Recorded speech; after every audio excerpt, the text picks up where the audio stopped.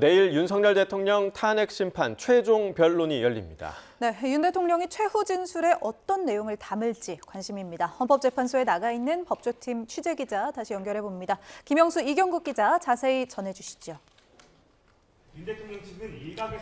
네, 헌법재판소에서 관련 소식 전해드리겠습니다. 말씀하신 대로 내일 윤석열 대통령 탄핵 심판 11차 변론기일 마지막 변론기일이 오후 2시부터 진행됩니다.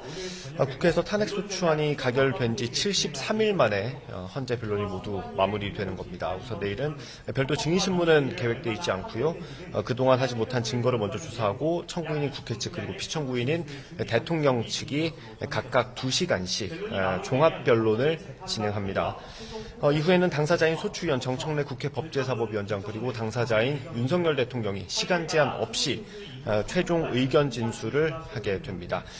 준비 상황을 좀 살펴보겠습니다. 국회 측은 좀 어떻게 준비하고 있습니까? 네, 일단 국회 측은 막바지 최후 변론 준비에 열을 올리는 모습입니다. 주말과 휴일에도 준비를 위한 회의가 잇따라 진행이 됐고요. 먼저 국회 탄핵소추단은 오늘 오후에 최종 회의를 열고 이 최후 변론 전략을 확정할 것으로 보입니다.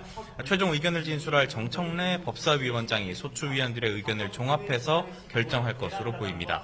계엄 선포의 위헌, 위법성 그리고 군경을 투입해 국회와 선관위 등 헌법기관 침탈을 시도한 점을 강조할 것으로 전망됩니다. 국회 대리인단 역시도 온오프라인 회의를 병행하면서 변론 전략을 점검했습니다. 대리인단은 마지막 변론에 민주주의 회복이나 국가 발전에 대한 고민도 담겠다는 방침입니다. 대리인단의 대표 변호사들도 내일 직접 종합변론에 나설 예정인 것으로 파악됐습니다. 네, 반면 대통령 측 대리인단은 주말에 이어 오늘도 서울구치소에 있는 윤 대통령을 접견해서 변론 방향을 논의하고 있습니다. 구체적인 변론 방식, 내용 등에 대해서는 아직 밝혀지진 않았습니다. 다만 앞선 변론 때와 마찬가지로 야당의 폭거, 부정선거 의혹을 주장하면서 계엄의 정당성을 부각할 걸로 보입니다. 또 탄핵 심판 증인신문 과정을 통해 불리한 진술이 대부분 탄핵됐다는 걸 강조할 가능성도 있습니다. 무엇보다 대통령이 내일 어떤 이야기를 하게 될지 관심 아니겠습니까? 맞습니다. 앞서 말씀드린 것처럼 소추위원과 윤 대통령의 최종 의견 진술은 따로 시간 제한이 없습니다. 윤 대통령이 구치소에서 직접 최종 의견을 쓰고 있다는 것 말고는 아직 딱히 알려진 게 없어서 여러 전망과 분석이 나오고 있는 상황인데요. 일단 윤 대통령 측의 그간의 변론 기조를 좀 보면 가늠해 볼 수 있을 것 같습니다. 일단은 비상계엄을 선포할 수밖에 없었던 배경에 대해 설명을 하고 경고성 계엄이었다는 주장을 거듭할 수 있습니다. 또 국회 봉쇄나 정치인 체포 의혹을 두고는 윤 대통령이 변론에서도 직접 언급했던 것처럼 내란 공작이라는 방침으로 맞대응할 가능성도 있습니다. 또 계엄으로 인한 사회적 혼란에 대해 사과하는 대국민 메시지나 기각에 대비한 국정운영 구상이 담길 수 있다는 전망도 나오고 있습니다. 한편 일각에서 임기 단축 개헌을 제안하는 내용이 담길 수 있다는 분석도 나왔는데 대통령 측은 탄핵을 면하기 위해서 조건부로 무엇을 하겠다는 것은 대통령의 방식이 아니라면서 강하게 부인했습니다. 네. 이제 최종 변론을 앞두고 선고 시점에 대한 관심도 높아지고 있습니다. 노무현, 박근혜 전 대통령 사례가 많이 언급되고 있죠.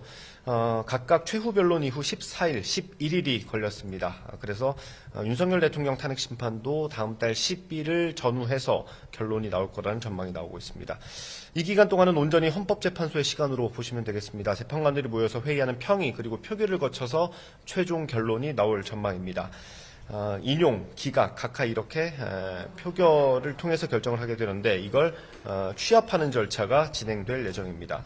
통상의 경우를 보면 주심 재판관이 다수 의견을 기초로 결정서 초안을 작성하게 됩니다.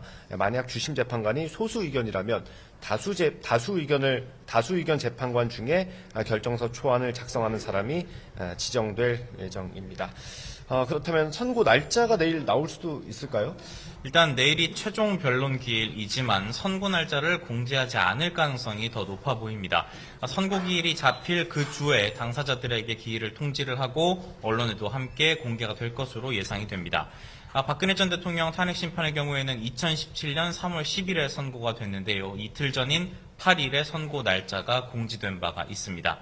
선고 날짜와 시간을 정하는 건 역시도 재판관의 평의를 거쳐서 결정이 될 전망인데요.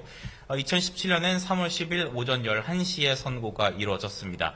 보안을 유지하기 위해서 최종 표결을 선고 직전에 하는 거 아니냐는 분석도 나온 바가 있는데요. 선고 날짜는 물론이고 시간까지도 주목을 해봐야 될 것 같습니다. 네, 내일 윤석열 대통령에 대한 탄핵 심판 마지막 변론 을 앞두고 있고요. 오늘은 박성재 법무장관에 대한 탄핵 심판 절차가 진행됐죠. 네, 맞습니다. 박성재 법무부 장관에 대한 탄핵 심판 첫 변론 준비 기일이 약 1시간 만에 조금 전에 종료가 됐습니다.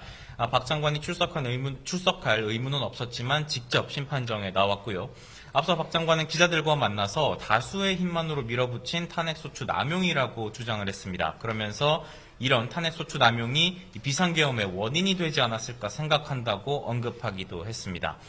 반면 국회 측 심판정에서 이 박 장관이 윤 대통령의 비상계엄 선포에 침묵해서 내란죄에 가담을 했고 또 국회의 자료 제출 요구를 거부한 점 등을 탄핵 소추 사유로 주장을 했습니다. 재판부는 이에 대해서 이 박 장관이 어떻게 비상계엄에 가담했다는 건지 불분명하다면서 소추 사유를 명확히 정리해 줄 것을 국회 측에 요구하기도 했습니다. 오늘 오후 4시부터는 이창수 서울중앙지검장과 조상원 4차장 그리고 최재훈 반부패 수사 2부장 등 검사 3명에 대한 탄핵 심판 2차 변론 기일도 열립니다. 재판부는 오늘 검사 3명에 대한 신문을 진행한 뒤에 변론을 종결한다는 계획입니다. 네. 내일 윤석열 대통령에 대한 탄핵 심판 변론 기일 소식 그리고 오늘 있었던 박성재 법무장관에 대한 탄핵 심판 변론 소식까지 정리해드렸습니다. 지금까지 헌법재판소에서 전해드렸고요. 상암동 스튜디오 나와주십시오.